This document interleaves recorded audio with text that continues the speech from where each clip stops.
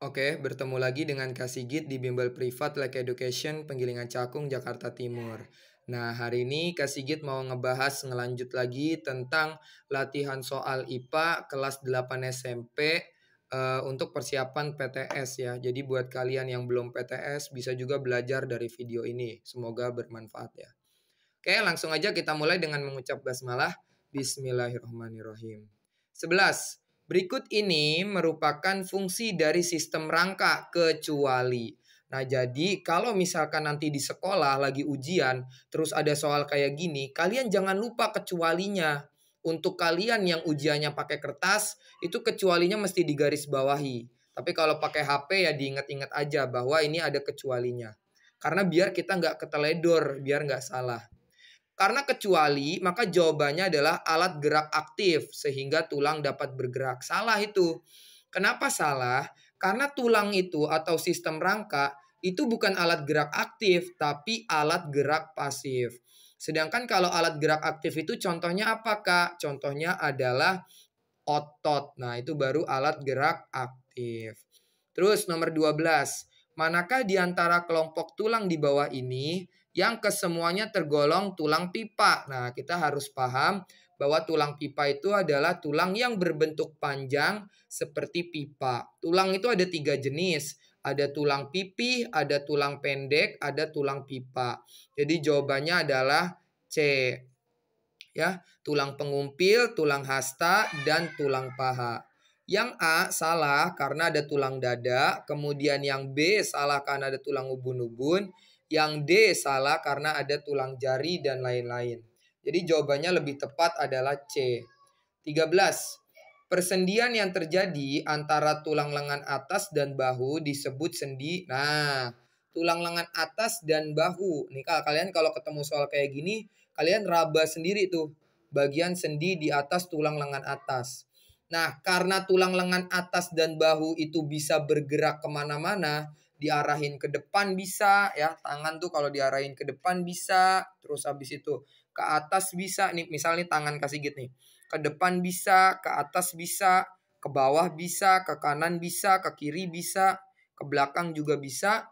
Maka dia termasuk ke dalam sendi peluru ya. Jadi kalau Kak Sigit ngapalinnya gitu. Karena bisa ke segala arah, sama kayak peluru dalam pistol ya kan. Bisa ditembak ke depan, ke atas, ke kanan, ke kiri, ke bawah, ke belakang. Berarti dia sendi peluru. 14.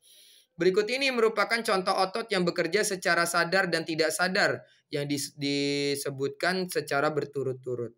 Kak, ciri-ciri sadar dan tidak sadar itu artinya apa? Gini.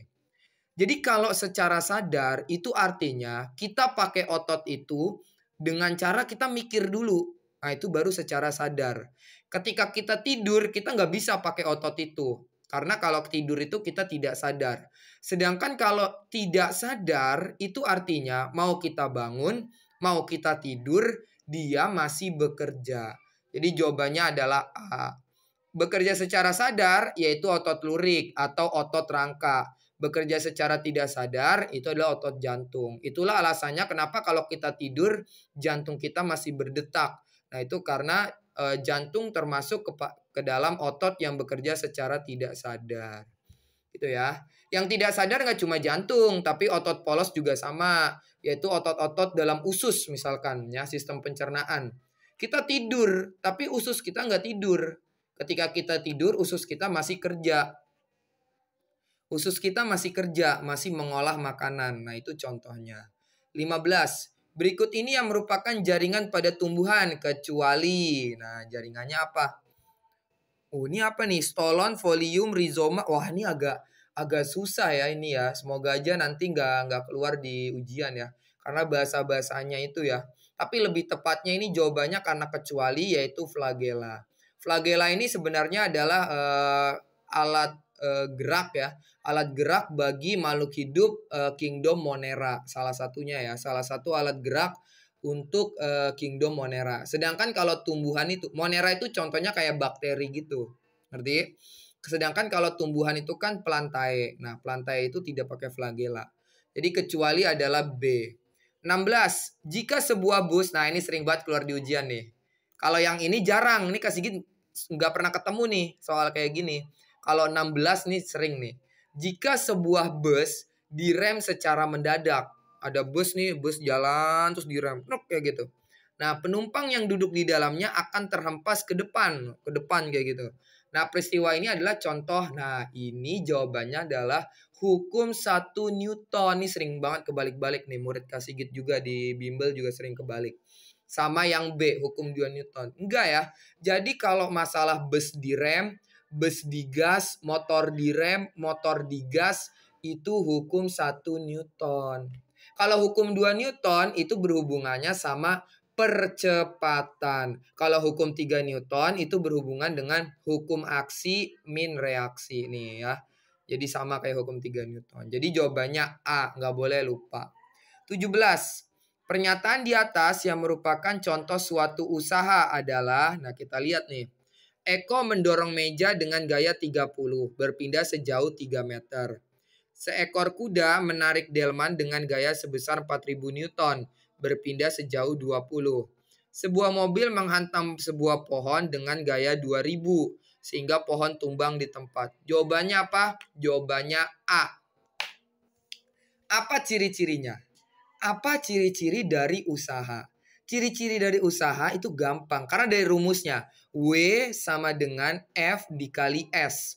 F dia butuh gaya, S dia butuh perpindahan. Nah yang pindah itu cuma A dan B. Pindah 3 meter, pindah 20 meter. Sedangkan ini pohon tumbangnya di tempat. Jadi C salah. Jadi jawabannya A. A dan B. Gitu ya. Terus nomor 18.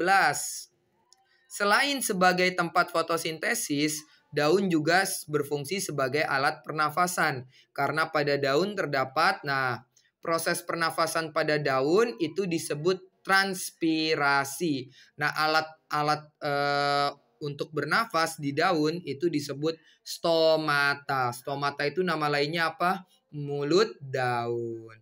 Jaringan spons itu apakah? Jaringan spons itu nama lain dari bunga karang.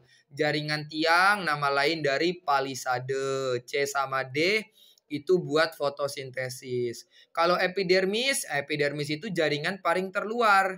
Kalau di daun epidermis ada 2. Ada epidermis atas, epidermis bawah. Alat kelamin jantan pada bunga disebut, gampang ya, benang sari. Berikut ini merupakan teknologi yang terinspirasi dari proses fotosintesis. Nah, karena fotosintesis itu menggunakan cahaya matahari, maka contoh teknologinya adalah panel surya, yaitu pembangkit listrik tenaga sinar matahari. Nah, itu disebut panel surya, oke? Jadi, itu ya pembahasannya ya. Sampai sini dulu, semoga bermanfaat. Kita akhiri dengan hamdalah. Alhamdulillahirabbil alamin.